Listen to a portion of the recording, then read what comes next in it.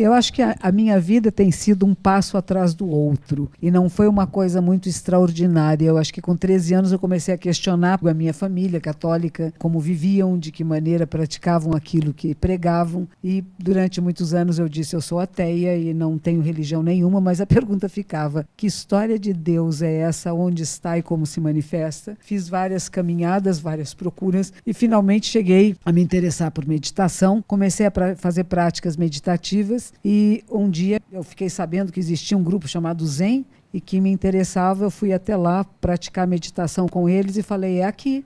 Aqui faz sentido. Aqui responde as minhas perguntas. E comecei a frequentar, fiquei morando nessa comunidade, pedi para receber os votos monásticos. Meu professor era japonês e dizia: não, mas você é de uma família cristã, nem sabe o que é budismo. Eu falei: não, eu tenho certeza que é aqui. Foi só alguma coisa. Eu acho que quando nós amadurecemos, essa pergunta e essa questão amadurece e chega um ensinamento que faz sentido, nós nos ligamos a este sentido. Para mim fez sentido o budismo e me deu outros sentidos à minha vida. Começa agora Quem Somos Nós? O programa para quem tem prazer em conhecer. Uma parceria Eldorado FM e Casa do Saber. Apresentação Celso Loduca.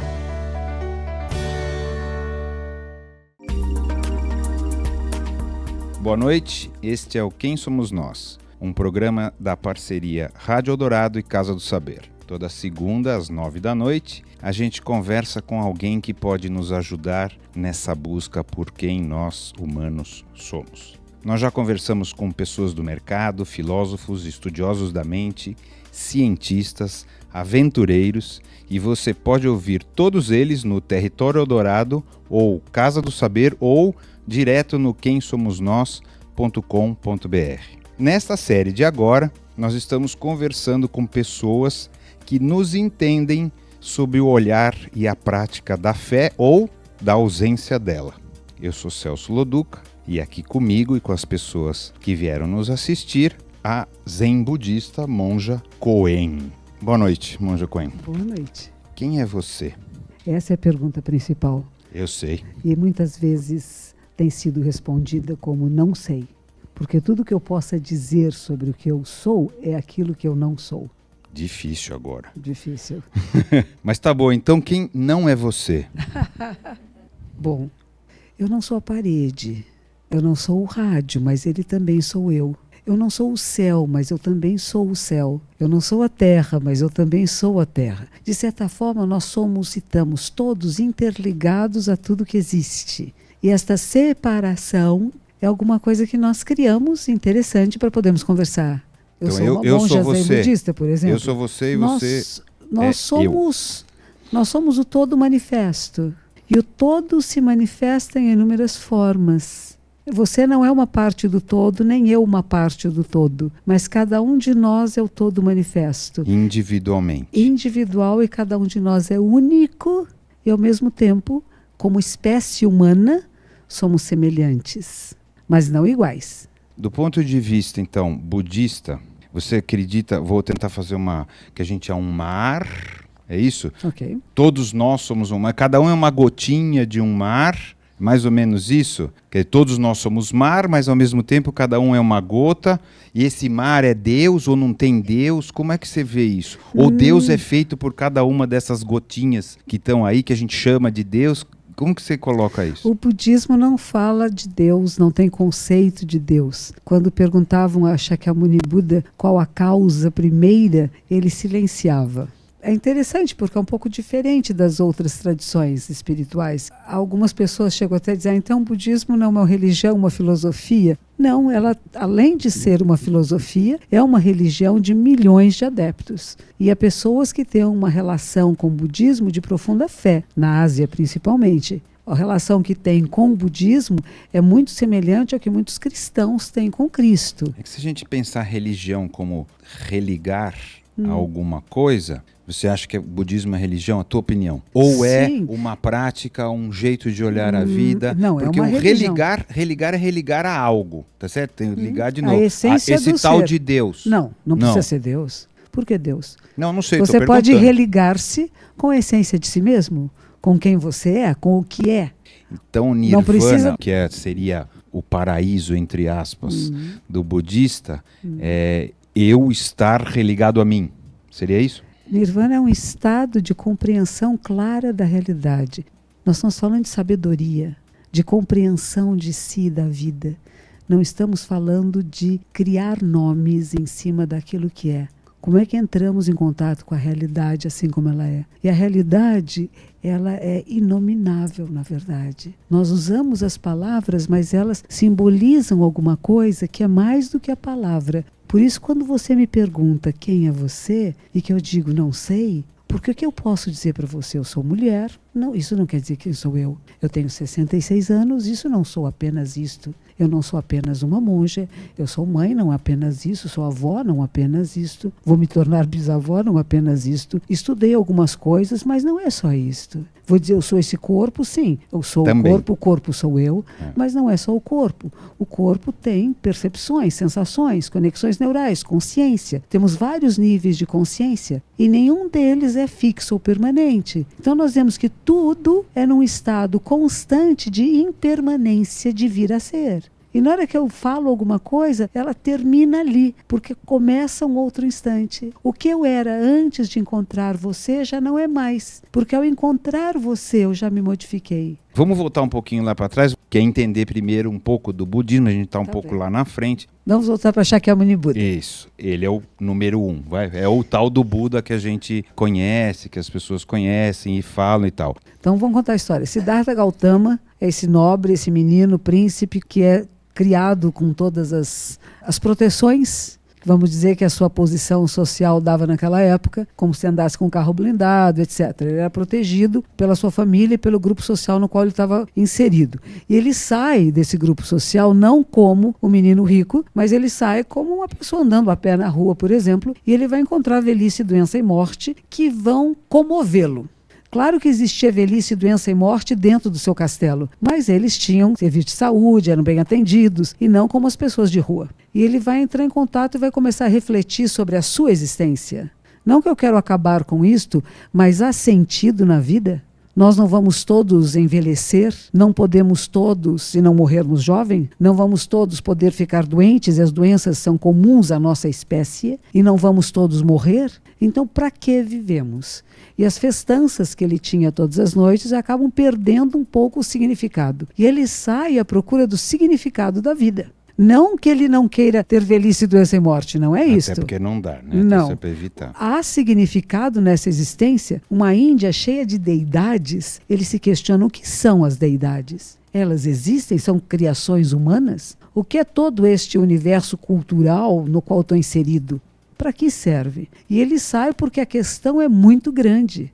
E ele sai, abandona o castelo, corta os cabelos e vai ser um peregrino, um sadhu. Ele vê um sadhu na rua. E este vai ser o modelo que ele vai seguir, porque quem está com ele está sempre conversando com alguém. Esta pessoa diz, aquele é um renunciante, porque ele procura a razão e como terminar, se é possível, o sofrimento humano.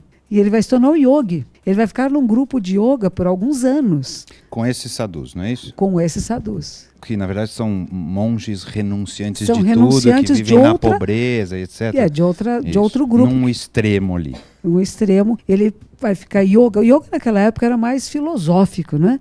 Não era como as posturas que nós temos agora. Tem a prática também, existia a prática. Filosofia é prática.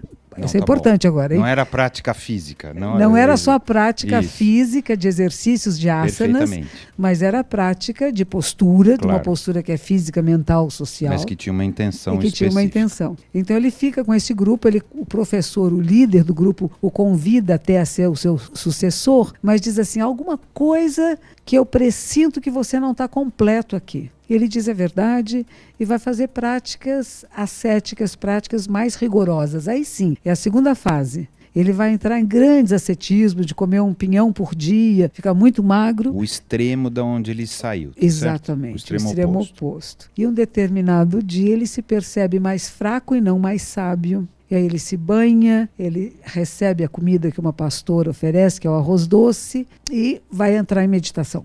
a gente chama isso de Buda histórico, tá Isso. certo? Existe comprovação histórica dessa história? Desta Tá. existe. Ok. O rei Ashoka, lá na Índia, gravou. Os pesquisadores históricos confirmam que este homem realmente existiu e desta que, maneira, e com fez, essas coisas. e deixou esses ensinamentos. Ele falava de 7 Budas anteriores a ele. Desses, a única confirmação que nós temos é a palavra dele. Mas ele também falava de infinitos Budas depois dele. E ele nunca disse que era o primeiro, nem o único, nem o último. Chegava a dizer que há tantos Budas, tantos seres iluminados, quanto grãos de areia no Ganges. E que se cada grão de areia do Ganges fossem outros rio Ganges, e os grãos de areia desses outros rio Ganges fossem outros rio Ganges, era a quantidade de Budas no mundo. Isso é muito bonito. É bonito. Não sou o primeiro, nem o único, nem o final. Eu sou um dos Budas, um dos seres, a condição humana de poder acessar a mente iluminada. Porque Buda significa isso, aquele que acorda, que desperta, que está iluminado, cheio de luz,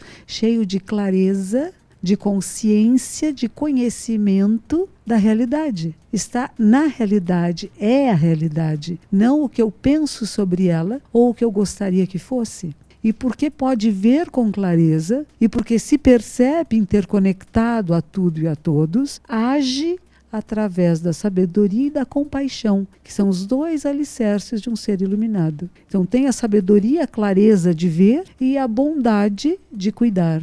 Isto é o que seria o que nós chegar queremos, lá, né? Na hora o que Buda, chega lá. ou tá o certo? estado de Nirvana, Claro. que é um estado de paz e tranquilidade. Não é apenas um paraíso a ser alcançado após a morte. Embora hajam tradições budistas que dizem isto, que o Nirvana só é possível após a morte do corpo físico, porque o corpo físico seria um obstáculo. A minha ordem religiosa, que surge no Japão há 800 anos atrás, mas ela vem realmente deste príncipe indiano que é Siddhartha Gautama e vai para a China, e na China chega no Japão. O nosso fundador, que é mestre Dogen do século XIII, ele diz: Sansara é Nirvana. Sansara seria este mundo de tentações, de provocações, ilusões, né? Sansara pode... de ilusões, Isso. mas ele é o próprio Nirvana.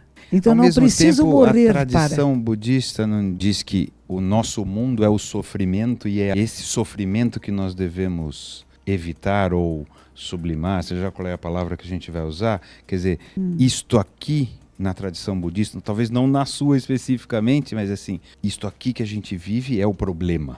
Não é assim? Eu gosto muito da história que um dia estavam no mosteiro, eles estavam tendo uma grande discussão sobre um vaso. Eles que aquele vaso era um problema. Então, reuniram-se os monges e diziam: estamos com esse problema deste vaso. Aí um dos monges se levantou, foi lá e quebrou o vaso. Não tem mais problema. Acabou o problema. Claro. Então, o mundo...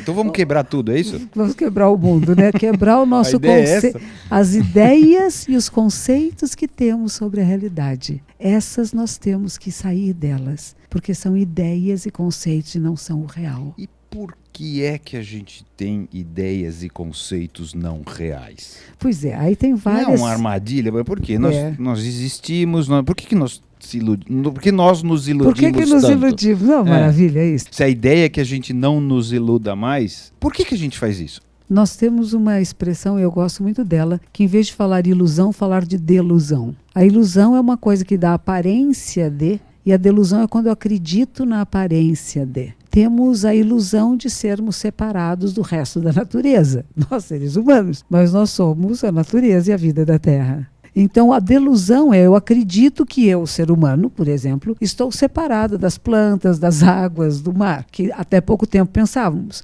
Estávamos separados dos povos indígenas, dos povos de origem africana, nós não temos nada a ver com eles, que são bichos diferentes de nós, porque nós somos especiais. 50 anos atrás era assim. Então, isso significa que nós nos acreditamos separados e diferentes. Somos diferentes, sim, mas não estamos separados. A delusão é acreditar. A aparência de separação, ela existe, mas é como o mágico que tira o coelhinho da cartola. Isso é ilusão. A delusão, eu acredito que ele do nada tirou o coelho. Mas por que nós todos somos assim, tão idiotas? Nem todos. Não, nem todos. Só os Budas que não, mas assim, não, fora mas eles, todos somos seres nós iluminados. Somos assim, Não, nós gostamos de criar fantasias. Existe uma escola budista que diz o seguinte: nós temos vários níveis de consciência. Como eu falei, primeiro que existe Rupa, que é o corpo físico. Através do corpo físico nós temos sensações. sensação de fome, de frio, etc. Através das sensações nós temos percepções, percebemos que sentimos isto. E aí temos conexões neurais. Os nossos neurônios fazem conexões e vão dar uma coisinha chamada consciência, com a qual eu percebo, eu gerencio todos esses estímulos que chegam até os órgãos dos sentidos. Muito bem? Esta consciência, ela tem uma outra consciência que se chama intermediária. E ela vai levar as mensagens desta até o nosso grande armazém que se chama Laya Shiki. Podemos ser até mais simples do que isto. Temos um corpo, atrás dele temos órgãos dos sentidos, os sentidos chegam até nós, precisamos percebê-los, porque se não os percebemos não adianta nada. Temos conexões neurais, todo mundo concorda, e temos uma consciência que gerencia tudo. Esta consciência que gerencia tudo, ao receber essas informações, ela vai checar isto com um grande armazém, com uma grande memória. Como um computador. Tem uma consciência chamada uma consciência intermediária que leva essas informações daqui para essa grande memória e traz de lá uma resposta. Gosto, não gosto, é bom, é ruim, vou negociar com isto ou não vou. E vai depender das experiências anteriores. Às vezes, esta intermediária se engana. Ela traz alguma coisa, muitas vezes. Muitas vezes ela pensa que existe alguma coisa fixa e permanente nesta grande memória. Mas esta grande memória é fluida e ela está se transformando o tempo todo. E ao pensar que isto é fixo, ela cria uma ideia de que há algo fixo e permanente. Que seria eu mesmo, ou você mesmo, ou qualquer outra coisa. Então a ideia... E não é que ela esteja completamente errada, mas ela confunde um pouco. Alguma coisa da qual eu vou pegar as minhas informações, levo e trago o tempo todo, me dá a impressão que aquela memória é fixa e permanente. Mas ela está o tempo todo também se transformando. E isto é ensinamento de Buda. O que caracteriza ensinamento de Buda é que não há nada fixo e nada permanente. Nada. A única coisa, talvez, permanente seja a impermanência. Tá, até aí eu acho que está perfeito. Eu acho que até não é difícil, né, compreender isso. E nós acabamos tendo ideias de permanência. Desejos Contudo, ou ideias? Desejos, apegos, aversões. Porque não tem a questão budista de que a gente deve se desapegar o de que tudo. Significa desapegar? Então, aí que boa, está. É essa aí que nós vamos entrar mesmo. É por aí. Mas então, do desejo cria o tal do apego, não é isso? E talvez a ideia é sair fora disso para essa conexão entre A ideia não é bem sair fora. A ideia principal é compreender, conhecer, para poder usar de maneira melhor o que somos nós. O que eu utilizo que é o ser humano, o que sou eu. Como utilizar o meu potencial no seu melhor. E não ficar travado em níveis intermediários, que pode acontecer. Se nós podemos chegar num nível mais profundo de conhecimento de mim mesma, da realidade da vida e de nós mesmos, por que nos contentamos com etapas intermediárias como se fossem as finais? Esta talvez é a pergunta. Por que nos contentamos com as migalhas quando nós temos direito à sabedoria perfeita? Por quê? Eu acho que cada um tem que perguntar a si mesmo. Estou satisfeito com o que eu conheço, o que eu tenho de conhecimento de mim e da realidade?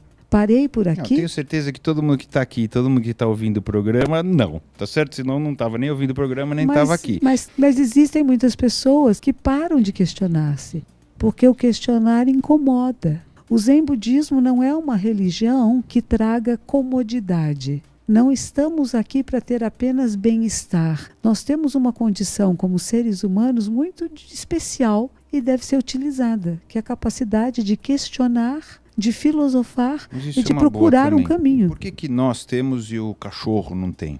Não sei. Sob a visão budista, assim, não né? sei. Porque numa visão cristã é porque nós somos igual à imagem e semelhança de Deus. O budismo não tem visão sobre isso. Não. Somos porque somos. Somos porque somos, porque tudo é como é. As coisas são como são. Vamos voltar no desapego? Uma senhora uma vez veio perguntar para mim, monja, a senhora fala, o budismo fala de desapego, eu queria tanto ter casa própria, não posso ter? Não tem nada a ver com isso. Claro. Isso é uma maneira muito simplista, né? Apego, eu gosto de dizer, eu tenho uma analogia bem tola, mas ela é bem clara também. Eu passo um pouco de cola na minha mão e seguro este microfone agora. E eu gosto tanto dele. Eu não posso mais me separar dele. Eu fico limitada. Se eu quero pegar água, beber o copo, eu não vou poder. É uma tentativa de parar a transformação, né? Ela Isso a gente me limita, tentar entender está a tudo vida fluindo como uma coisa que se transforma. O apego seria uma tentativa de represar essa transformação. Então você cria sofrimento a você e a pessoas à sua volta. O apego, não tem meninos que matam as namoradas. Tem muita gente que acha que não, que represar não cria sofrimento, ficar rico, represa o movimento das coisas e acumular. Não necessariamente só dinheiro, né? Tem muita gente que não vê dessa maneira, né? Mas o budismo não fala sobre felicidade, fala? Não. O que seria felicidade, né? De novo, nós vamos lá. Felicidade, se a palavra vem de felite, que é fértil, que é frutífero, aquilo que nos dá resultados, nossos pensamentos que são frutíferos, nossos projetos que dão bons resultados nos fazem bem. Dar um presente a alguém que alegre essa pessoa nos faz bem. Então a felicidade não é só aquilo que eu ganho, que eu possa ter, mas como eu posso ganhar, inclusive, amigos, relacionamentos, sabedoria. Agora, se ficou apegado, não consegue. A nossa mente é uma coisa maravilhosa. Quando nós praticamos o Zen budismo, se eu vou atrás da iluminação e deste satori, desse despertar, eu primeiro preciso querer ir lá. Que eu vou dizer desejo, que a minha mente, se a mente é a mente discriminatória que divide, que separa e que faz perceber. Existe uma coisa chamada iluminação e tenho eu aqui que não estou iluminada. Então eu quero chegar lá, eu quero me iluminar. Mas no processo, enquanto eu não abrir mão da ideia de iluminação que eu tenho... Senão é uma armadilha, né? É uma armadilha. Então existe uma coisa chamada entrega. Uma coisa que se chama, talvez alguns vão chamar de fé. Mas no que temos fé? Amor. Confiança. Confiança em quê? Na mente humana. Confiança no DNA. Na nossa mente? Na Ela nossa é meio mente. traiçoeira, hein? Ela é.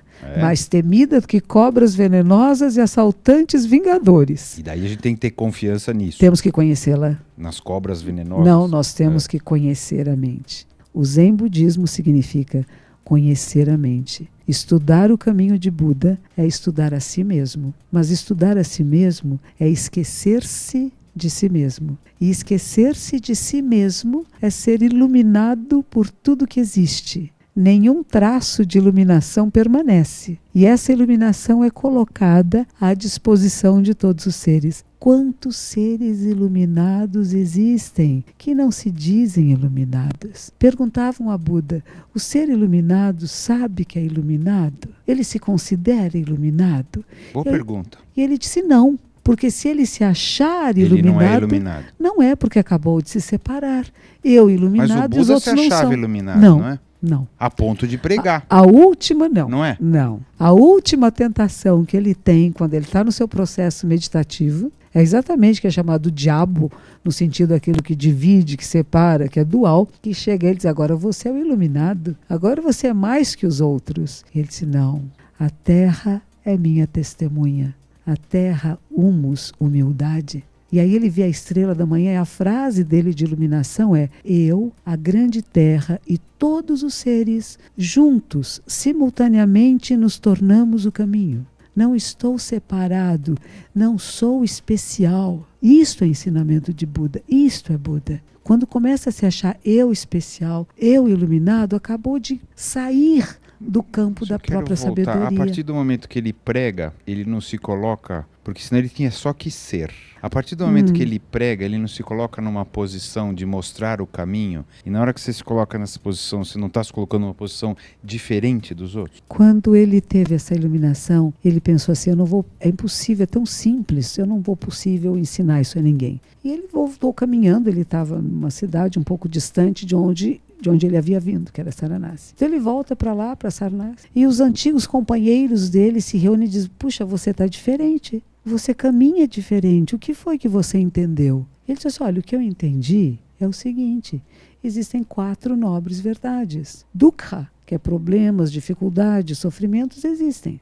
E eles todos têm uma causa. Mas existe um estado chamado de nirvana, um estado de paz, de tranquilidade. E ele é acessível a quem praticar um caminho que ele chamou de 8 aspectos.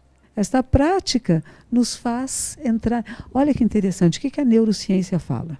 Nascemos com todos os neurônios, mas aqueles que são estimulados é que vão fazer conexões neurais. É isso mesmo. Então, o que ele vai dizer? Nós vamos praticar o quê? Aquilo que estimula essa conexão neural. Ela está lá. Não é que eu já nasci sábia e nem que alguém vai me dar a sabedoria, mas ela pode ser estimulada.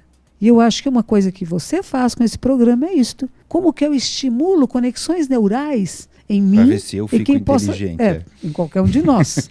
Como é que nós estimulamos conexões neurais que às vezes não estavam muito ligadas? Posso voltar um pouco? Porque a gente cortou a história do Buda e já foi pro final. Ele estava lá, ele foi pro sadhu, fui eu que cortei, não foi culpa sua. Ele estava lá com os sadhus, chegou uma hora e falou, puta, nada disso, tô muito radical. Primeiro eu era lá um príncipezinho, agora eu fui pro outro lado. Aí num determinado momento ele fala, é o caminho do meio, que é o meio dessas duas coisas, não é Exato. isso? Explica um pouquinho o que é o caminho do meio sobre o seu ponto de vista. É isso, né? Quando a gente fala sem apego e sem aversão, eu não vou ficar apegada ao desapego, nem vou sentir aversão às aversões. Eu vou perceber que tudo faz parte da minha existência. O caminho do meio não significa que eu nunca bebo coisa nenhuma, ou que não como determinadas coisas nunca, porque eu tenho aversão e repulsa, ou que eu acho que é correto. Não. Eu crio um equilíbrio. É o equilíbrio corpo, mente e espírito. É o equilíbrio de o que é adequado nessa circunstância. O que é o espírito? É inspirar e expirar. Alma, igual não há alma, não. O budismo é anatman, não alma. Alma como uma coisa fixa, permanente, que vai saindo de um corpo, entrando em um outro, não é budismo. Buda dizia que há duas teorias que não são budistas. A nihilista e a eternalista. O nihilismo, ou seja, quando morre tudo acaba. Exatamente. Se Isso disser ele quando também morreu acha que não. tudo acabou, não é verdadeiro. E que quando morreu tem uma alma que continua, também não é verdadeiro. Então o que acontece? Está tudo se transformando continuamente. Vamos tentar trazer isso cientificamente, então, colocar. Obviamente, se eu morrer, meu corpo é feito de elementos químicos. Sim. Vamos supor que a gente pega, que eu seja cremado, como é lá na Índia, e aí joga isso na terra e eu vou virar uma parte grama, uma parte árvore, uma parte vaca, porque a vaca vai comer a grama. É isso que Buda está falando ou o quê? É boa essa, nós estamos conectados com tudo, mas o que nós fazemos deixa marcas no universo. Nós estamos recebendo um rio Tietê muito poluído. Foi você que poluiu? Foi. Também. Então, aquilo que nós fazemos deixa imprints no universo. Eles não são visíveis, como a água que eu mencionei agora, mas as nossas tendências, as maneiras de ser no mundo, deixam determinadas marcas. Nossas ações têm consequências. Até aí, ok. Mas não é você. Mas eu estou falando, eu morri, mas não morri. Não é que não morri. Eu morri, mas eu não vou viver para sempre, segundo o Buda. Mas você não é uma identidade separada. Enquanto eu, como entidade separada, eu quero saber das minhas vidas anteriores, o que eu fui em vidas anteriores. Não existe isso tudo. Segundo foi tudo. o budismo, não é isso? Inúmeras possibilidades. Esses prótons, elétrons e nêutrons que foram estão outras agora coisas, foram um cachorro. Pois então. Claro, foi tudo, o elefante. Pois então. Então é nesse sentido. É nesse sentido, não há nada fixo. É nesse sentido bem concreto. É concreto também. Bem concreto. Mas eu concordo, nesse sentido, eu acho que faz sentido. Porque senão quando você fala assim, não morre, mas fica. Não fica. Né? Mas aquilo que você fez deixou marcas. Não, deixou causas e condições que vão continuar repercutindo. Mas não é você. Você fenomenológico não é você. As ondas do mar, vamos voltar para o mar. Morrer é nirvana, não é? Então, morrer, mesmo que você seja um cara bem mau, porque vamos voltar, no final das contas você vai se dissolver em tudo. Não. Vamos voltar para o mar. Inferno mesmo. Vamos voltar para o mar. Nós estamos no mar e cada vida nossa, cada uma das nossas vidas é uma onda no mar. E esta onda do mar, ela tem causas e condições para ser como é. E quando esta onda termina, ela vai criar causas e condições a partir dela para a onda seguinte. Porque o processo é ininterrupto. Tem a lua também que ajuda um pouco. Sim, tem várias causas, não é uma só. Não estou falando que é uma causa só, são inúmeras causas e condições. É uma trama, é uma teia. E desta teia alguma coisa se manifesta. E depois, quando ela deixa de manifestar-se, ela dá início a outra, semelhante e próxima a esta, pelas causas e condições e com todas as causas e condições interrelacionadas. Então, sim, existe inferno budista, sim. Aliás, tem uma história tão interessante. Como é? Eu não estive lá ainda. Mas não vai voltar para contar também, porque você não vai reencarnar. Não. Ninguém fica eternamente no inferno. Tanto o inferno como o céu budista são temporários. Nada é eterno. Bom, já é um alívio. Fica pelo tempo das maldades que cometeu. Tinha uma história de um homem... Como assim? Vou te contar essa história que eu gosto dela. Era um homem ele era muito mau. E ele matava tudo que ele encontrava, ele era perverso mesmo. E um dia ele estava andando na rua e tinha uma aranha no chão e ele não pisou na aranha. Foi a única boa ação de sua vida. Quando ele morreu, ele foi para o inferno. Um lugar de sofrimento, dor, de lástimas, de reclamação constante. Tem gente que vive assim, não vive? Inferno católico, parece. Inferno, são todos parecidos. Tem o inferno gelado, tem o inferno da velhice, sabia? Estou quase lá. A gente pensa que é o céu da velhice. Dói aqui, dói acolá, sofre, é excluído, umas coisas bonitas assim. Então temos toda essa questão de que a pessoa vai nesse mundo de grandes lamentações, sofrimentos, doenças, enfim, tudo que possa ser desagradável para um ser humano. E lá está o homem quando de repente vem uma aranhazinha e faz psiu, dá uma chamadinha, ele diz assim, mas você mesmo, você mesmo, venha cá. Você fez essa boa ação de que você não me matou aquele dia. Pode subir. Eu sei que meu fio parece fraquinho, mas pode subir que você pode sair daqui. E ele duvidou um pouco, ela insistiu e ele começou a subir. E realmente, por mais fininho que fosse aquele fio, ele estava conseguindo subir. Nisso, outras pessoas que estavam ali no inferno falaram, oba! Tem um caminho para cima, vamos nessa. E começaram a subir no fiozinho. Quando ele as viu subindo, começou a chutar. E tanto ele chutou que o fio se rompeu. O fio se rompeu porque quando ele teve uma possibilidade de uma coisa benéfica, ele não foi capaz de compartilhar. Então o que se diz é, o céu e o inferno no budismo não são eternos. Há uma outra coisa interessante, uma analogia... Mas eles estão aqui? Aqui e lá. Lá onde? Em toda parte. Onde é lá? Onde você não está agora. Então a gente troca de lugar e a gente dá certo. Porque é duro isso também, hein? Sabe? Eu acho que nós temos que entender as analogias todas que são feitas nas todas as tradições espirituais, de como que as pessoas podem compreender alguma coisa que é meio incompreensível neste plano material. Aquilo que nós fazemos tem repercussão. E a repercussão vai continuar. A sua morte não vai parar a repercussão daquilo que você causou. Perfeito. Isso é perfeito. É isso, a base Mas isso não quer dizer que eu vá pagar pessoalmente por isso. Não é isso? Se eu não vou existir Filho, se você é a vida da Terra, se vai voltar para seus filhos, para seus netos, para a espécie humana, você está recebendo. Claro, isso eu não tenho dúvida. Então não deixa de ser você. Mas não é você pessoa. Isso. Você, identidade, é única. Mas o que você cria tem repercussões para você, porque você é a vida da Terra. Porque no católico é a pessoa específica, né? Por isso que é importante, eu acho, deixar claro as diferenças. Primeiro, tem várias ordens e tradições religiosas budistas e tem várias interpretações, e há pessoas que interpretam muito parecido com o que você está falando de catolicismo. Mesmo no budismo. Mesmo no budismo. Então, mas na tua visão não é isso. Que é onde a gente tem que ficar.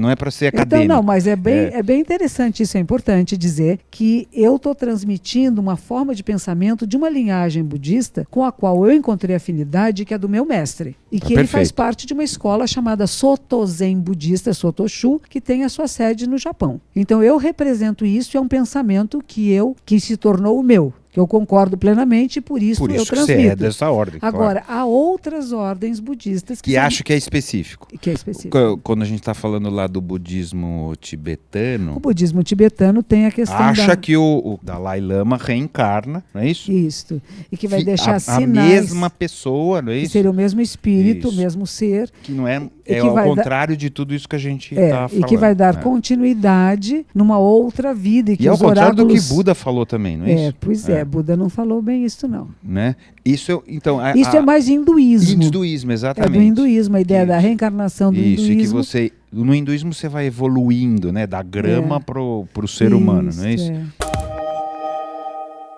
Vamos voltar de novo para a doutrina de Buda. Você falou dos 8, eu cortei, né? Das 8 coisas. Vamos falar quais são as 8? Do caminho de 8 aspectos? Você tem de cabeça isso? Eu tenho, às vezes eu misturo um pouco, né? Não precisa. Ele primeiro vai falar de memória correta. O que significa memória correta para Shakyamuni Buda? É lembrar-se das 4 nobres verdades. Sofrimento existe, tem causa, existe o estado chamado nirvana e uma prática que nos faz acessar. Então não é que eu tenho memória do que me falaram ontem, mas eu me lembro da verdade, do que somos, de quem somos nós. Isto é memória correta. O segundo tem que ser a fala correta. A partir desta memória correta, o que eu vou falar que seja correto. Que esteja de acordo com a memória que eu tenho. Isto. Que o meu ponto de vista seja correto em qualquer circunstância. Que o meu pensamento seja correto. Que não tenha pensamentos turvos e confusos. Essa é dura. Não é? A fala correta, já disse, né? Atitude correta, o esforço correto. Às vezes quero ir numa direção e viro para o outro lado e não chego lá porque o meu esforço está na direção errada. Tenho que ter a concentração correta, capacidade de concentrar-se, de foco. Tenho que ter a meditação correta para conseguir chegar neste que chama o samadhi correto, que é este estado de compreensão clara da realidade. Então não é só o nirvana, mas é um estado também chamado de samadhi, que os yogis também falam muito, né? Como é que nós chegamos no estado de samadhi? É um estado de consciência e que pode ser treinado, que pode ser estimulado. Via yoga ou só via yoga? Não, tem vários caminhos. Os cristãos têm a meditação cristã, que é maravilhosa. Tem inúmeros caminhos de acessarmos esse nível superior de consciência, inúmeras filosofias, mas você precisa entregar-se a uma delas. Precisa confiar e ir nessa direção, seguir. Isso é cultural. Como cultural? A escolha de qual filosofia que eu vou fazer. Por que você, que é uma ex-católica, caiu numa filosofia oriental? A pergunta não é bem essa, porque a pergunta é um pouco mais ampla, mas como é que eu sei qual é a filosofia que eu me identifico? Eu tenho que buscar, né? Acredito que essa é a primeiro resposta. Tem que surgir a busca. Certo? Não, primeiro a pessoa tem que querer saber. Uma busca honesta, né? Obviamente. Se não houver este querer saber, não chega em lugar nenhum. Então a primeira coisa é surgir a necessidade interior de procura. Todos nós, eu acredito que quase todos nós, seres humanos, no início da adolescência, nos questionamos. Nos questionamos sobre tudo.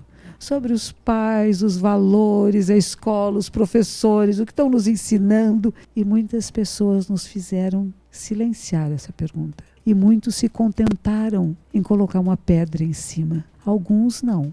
E o que nós procuramos fazer como budistas é tirar essa pedra de cima e vamos voltar às questões. O que significa isso? O que significa uma expressão que alguém diga e que você apenas repete sem prestar atenção nela? Que significado tem? O que mexe com isso, com você, com a sociedade, com o mundo, com a cidade em que você vive? Então não é uma coisa fora da realidade, mas é você inserido nesse contexto e questionando-se. Isto serve para quê? Quem somos nós? O que fazemos aqui? Para que serve essa vida? Como que estes prótons, elétrons e nêutrons que neste momento estão agindo e se movimentando na forma deste corpo humano, que tem uma certa capacidade de inteligência e de coerência, como que isso pode fazer alguma coisa que seja benéfica para si mesmo e para todos? Porque se beneficiar ao todo, beneficia a si. Agora, se pensar se beneficiar só a si, perdeu, porque está interligado. Então, o princípio de estar interconectado é o princípio do samadhi, que é o mesmo do nirvana. Tá perfeito. Mas você fala, todas as vias são corretas, tá certo? De alguma maneira é o que está... Todas. Ou quase todas, tá bom. Todas não. Quase todas. E essas vias a gente acaba escolhendo ou por onde a gente nasceu, ou sei lá, ou pela tradição, mas não importa, desde que seja honesta a entrega, e acho que essa palavra-chave, levaria esse nirvana, seja lá qual é o nome. Um é nirvana, outro é céu, outro é isso, outro é aquilo. Por que as verdades, então, são tão diferentes quando chega lá no final? Não são.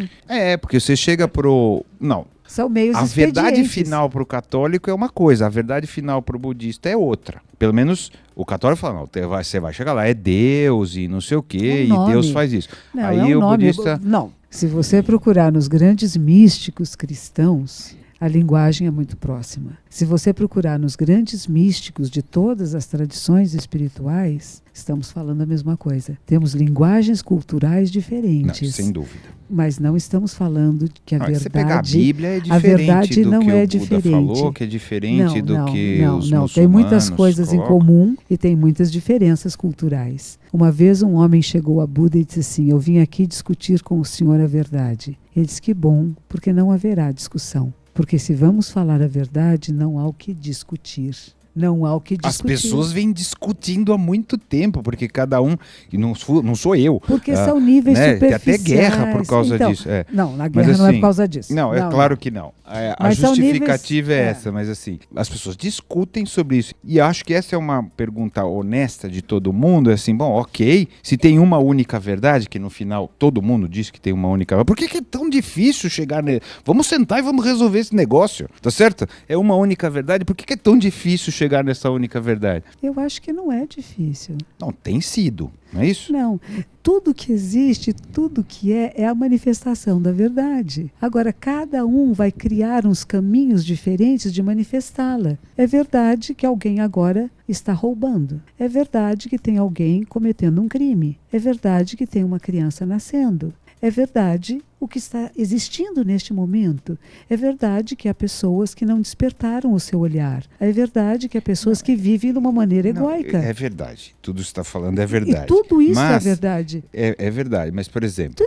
Nós somos seres verdadeiros. Existe uma grande quantidade de gente que acha que é verdade que Deus criou o universo. Sim, por que não? E aí existe... É a verdade. Eu não sei se é verdade, mas é uma maneira de olhar. É isso que eu estou falando. Se tem a tal da verdade, se ela tem e ela é comum... E é múltipla.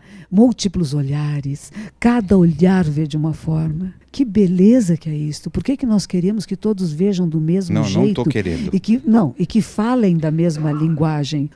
Temos expressões diferentes. Mas o budismo acredita que tem uma única verdade. Que tudo é a verdade, mas não, final não. Não, tudo, sei lá não se a palavra final, é final. Nem principal.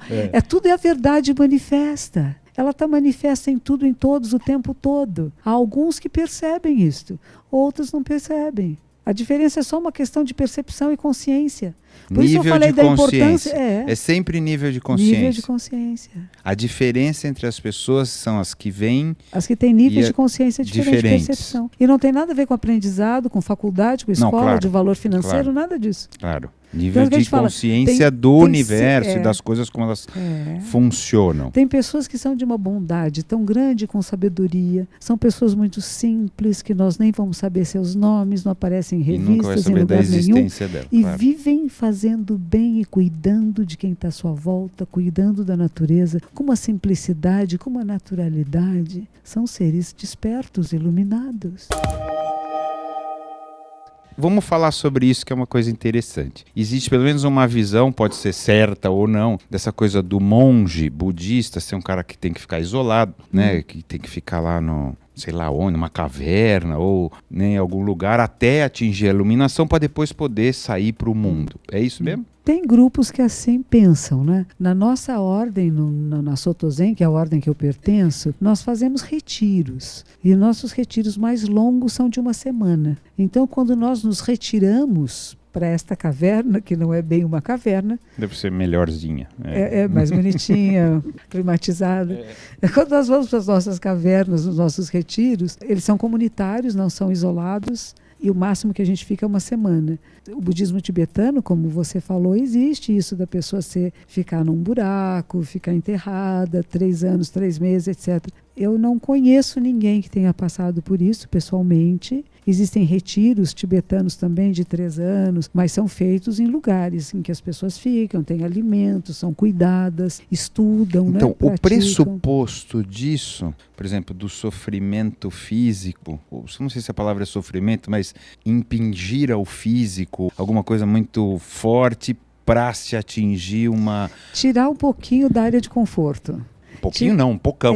Tá tirar certo? Não, a gente não tira muito. Sair um pouco mas da área... Mas nesse pessoal que faz Sim, mais radical, extremo, né? a base do raciocínio é: eu preciso fazer este corpo sofrer para minha consciência... Não, é a história de Buda, né? Que ele faz o corpo sofrer para encontrar transcendência, e aí ele percebe que não é bem por aí, não chegou à transcendência, apesar do sofrimento físico. Então ele mostrou que está errado, né? Que dá errado esse caminho. Mas mesmo assim tem um monte de gente que acha que não é do excesso, né? O que nós fazemos, eu só sei o que eu faço, eu não sei muito sobre as outras práticas, porque eu não as pratiquei. E é um pouco difícil falar onde elas levam ou não levam. Mas o que nós fazemos é um retiro de 7 dias e 7 noites, vai ser em dezembro, de 1 a 8 de dezembro, todos os anos, relembrando e celebrando a iluminação de Buda, que seria pelo nosso calendário agora esse dezembro. E o que é fascinante é que quando nós iniciamos esse processo de uma semana, seria em silêncio, não falar com ninguém, manter seus olhos baixos, vamos ter 3 refeições por dia, acordamos cedo, mas também dormimos cedo. E é muito interessante. E aí reza, é isso? Reza não, ou medita. Meditamos né, em silêncio. Tem 3 liturgias por dia que são muito curtas, de textos que seriam ensinamentos de Buda, seus sutras, aquilo que ele falou. E o resto é um pouco de silêncio. Mas é interessante porque, segundo os textos sagrados, quando Buda sentou-se em meditação, primeiro vieram tentações dos sentidos. O que é que eu estou fazendo aqui? Como que está meu pai, meu filho, o meu castelo, o meu reino? Eu podia estar fazendo coisas mais importantes do que ficar quieto embaixo de uma árvore. Aí ele diz a si mesmo, eu não saio enquanto não encontrar a resposta. Ele tem uma determinação. O que eu falo, esta procura precisa ser determinada. Não é só se for gostosinho para mim e até quanto for conveniente para mim. Porque aí nós não chegamos em lugar nenhum.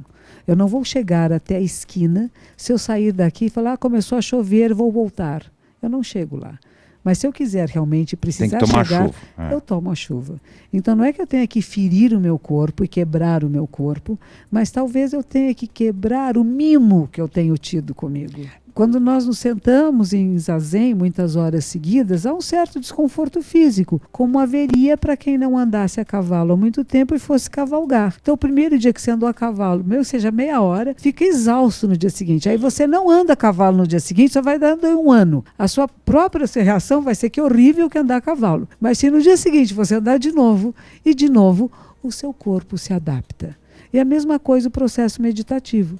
Você começa a sentar em silêncio e começa a achar aquilo muito chato, porque eu estou acostumado a ter estímulos, conversar com as pessoas, olhar, sair, me mexer. E de repente você começa a ter consciência do seu corpo e que tem áreas do seu corpo que pode estar em contração. E em vez de querer brigar com a contração do corpo, você tem que soltar. E para isso você respira. O que aconteceu com o Buda? Ele sempre o se deixar levar, não é isso?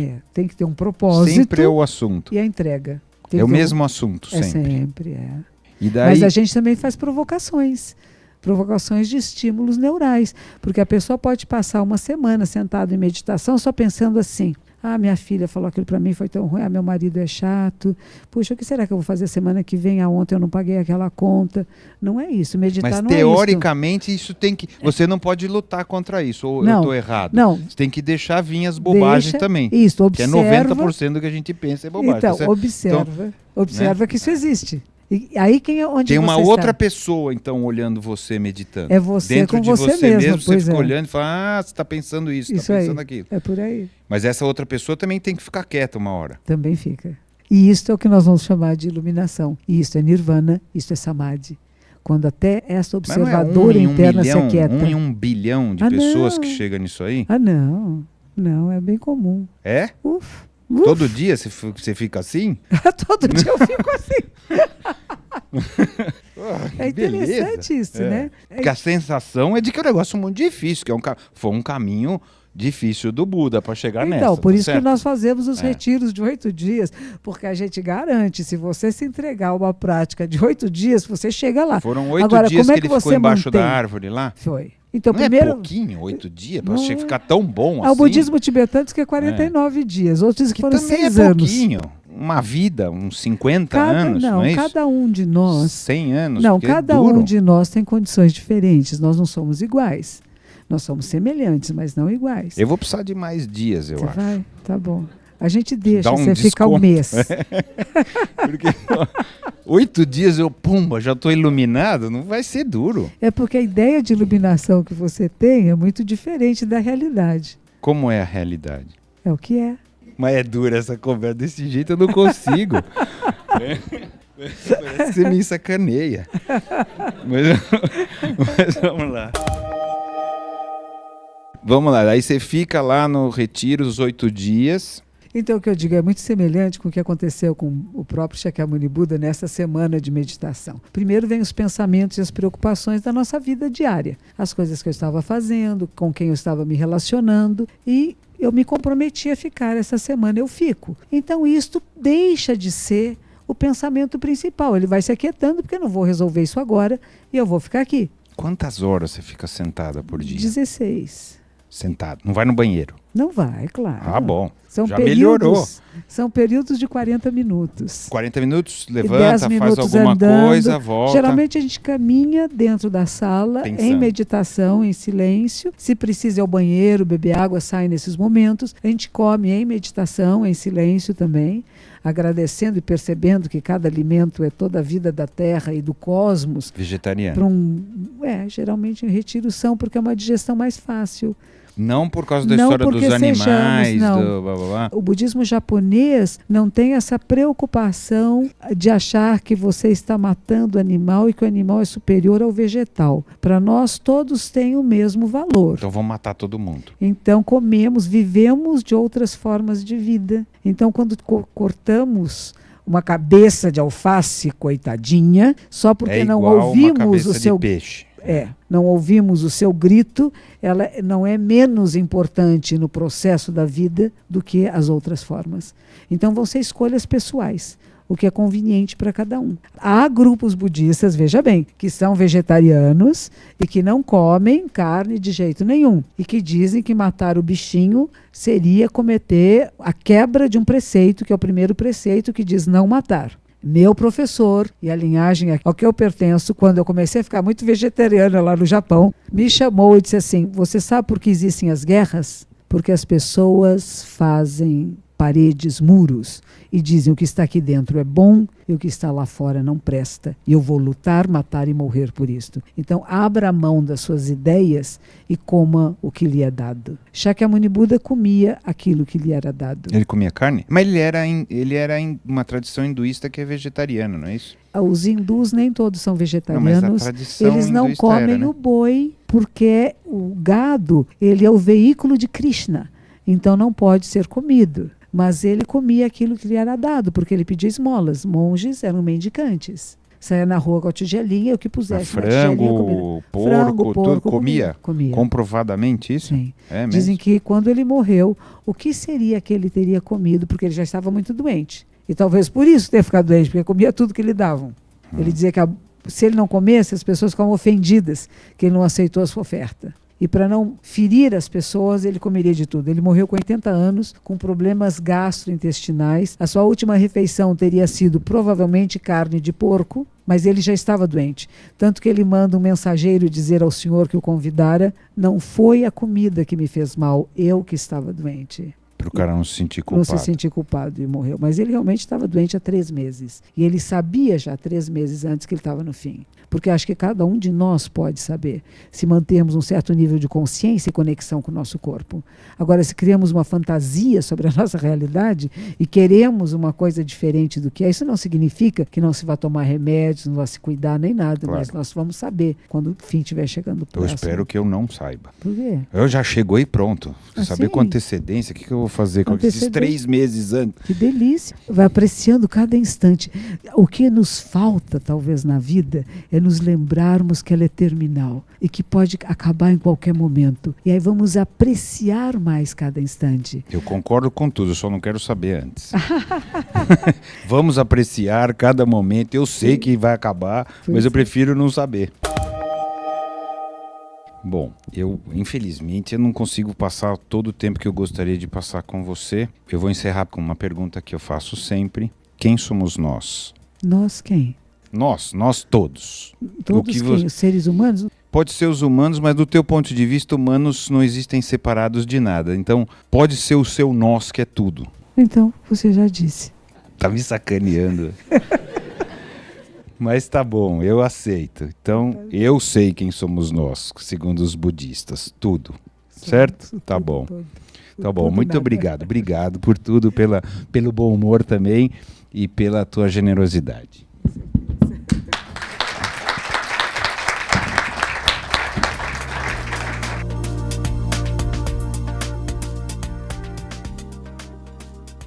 Você ouviu Quem Somos Nós? Uma parceria Eldorado FM e Casa do Saber. Apresentação Celso Loduca.